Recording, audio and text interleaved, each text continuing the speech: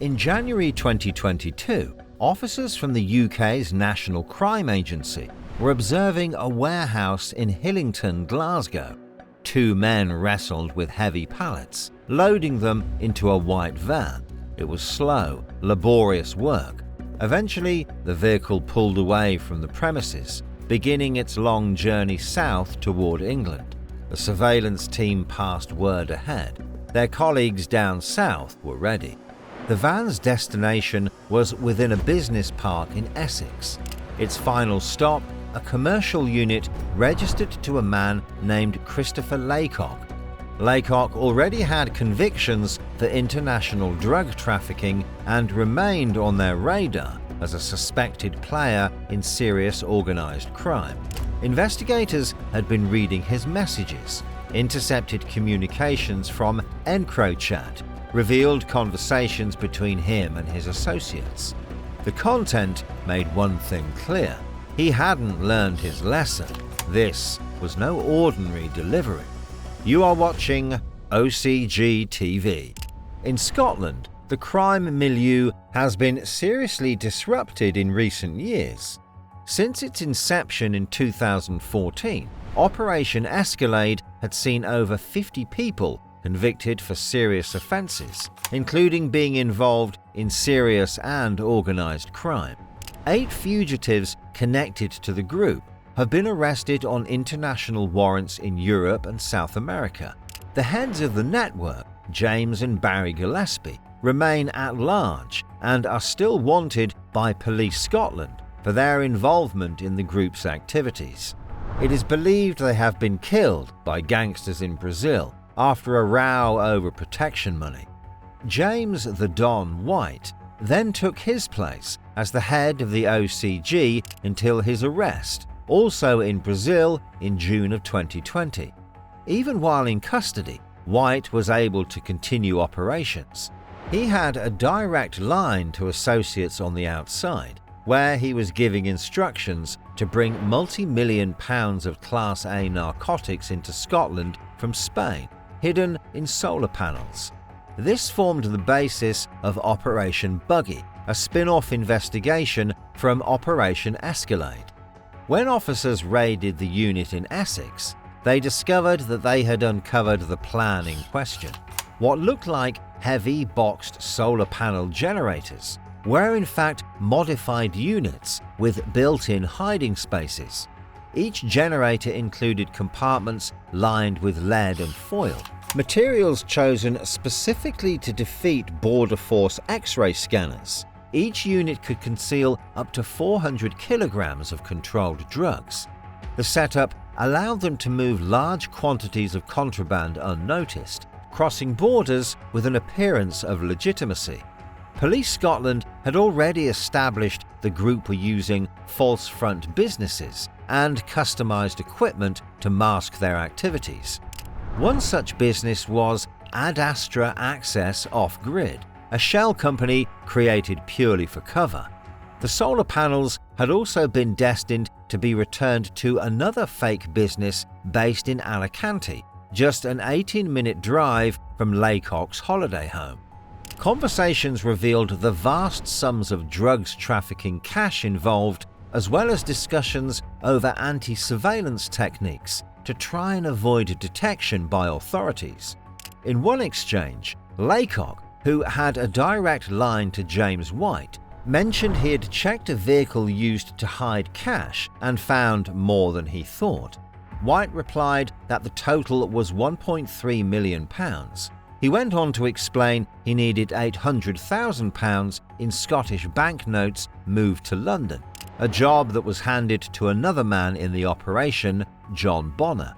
An associate of James White's right-hand man, Paul Fleming, he was trusted with a key role in the operation. Although he and Fleming came from opposite sides of Glasgow's Underworld, their paths had crossed dramatically before. Bonner had been the driver on the day Kevin Carroll was executed in an Asda car park in 2010 and was later named by police as a suspect in the hit. He claimed he saw 2 gunmen approaching and, panicking, jumped out of the vehicle. In doing so, he accidentally locked Carol inside. He fled and hid behind another car until he heard the killer's getaway vehicle screeching away.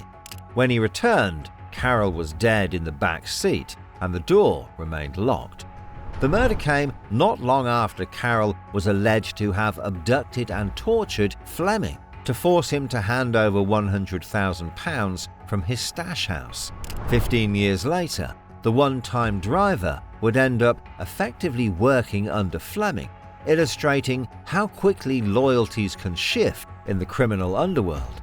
Bonner's role in this new enterprise was to advise on when cash collections should take place, particularly with COVID travel restrictions being enforced by patrolling police. For his services, he received £2,000 a month. He gathered proceeds from the group's sales and passed them on for counting and packaging, after which David Kelly transported the money in a work van to locations directed by White and Fleming. Kelly was a friend of John Bonner, but he also had direct contact with Paul Fleming. Using his legitimate work van as cover, he transported cash for the group across the UK. Messages on EncroChat show discussions about collecting controlled drugs, a planned £240,000 cash pickup in May 2020, and Fleming warning Kelly to check out his window for any suspicious vehicles following. Messages showed Kelly inquired about the creation of the fake company in Alicante, and Fleming assured him it was going ahead. Forensic evidence later linked Kelly to the operation, with his DNA found on the handles of the fake solar panels he had helped load into the van at Hillington. That was the stretch of evidence against him, and for that he would receive a sentence of 5 years and 10 months. John Bonner held a little more seniority within the group, but he got an identical sentence.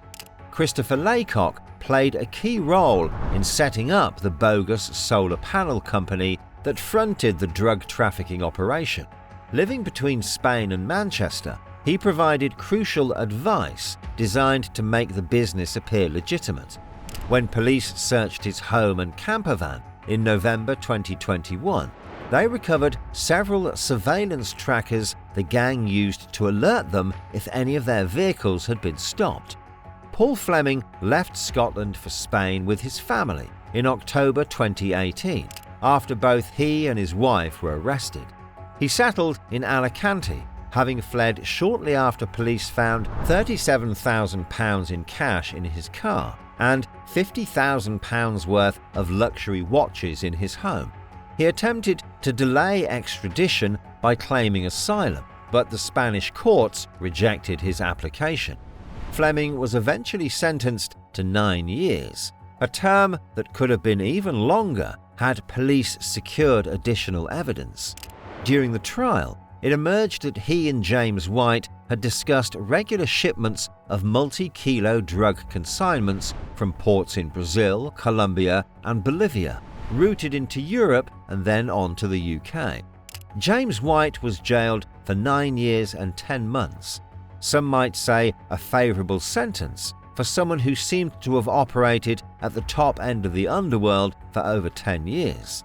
The scale of his offending was laid bare when legal papers lodged by the Crown state that White made over £126 million from crime, thought to be the biggest sum sought in proceeds of crime action in Scotland. At the time, the judge said White's crimes involved a degree of criminality seldom seen by the courts in Scotland, and he would have sentenced him to more than 15 years if not constrained by law. Given the scale of the operation, the level of planning involved, and the offender's long-standing ties to organised crime, there is a genuine risk that some may re-offend after release. Many of the individuals played specialised roles, showing a depth of criminal expertise that is not easily replaced by legitimate opportunities. However, lengthy prison sentences, fractured alliances, and heightened police scrutiny may disrupt their network significantly. Whether they return to offending will ultimately depend on whether those criminal structures still exist when they are released, and whether they see a viable path outside the underworld.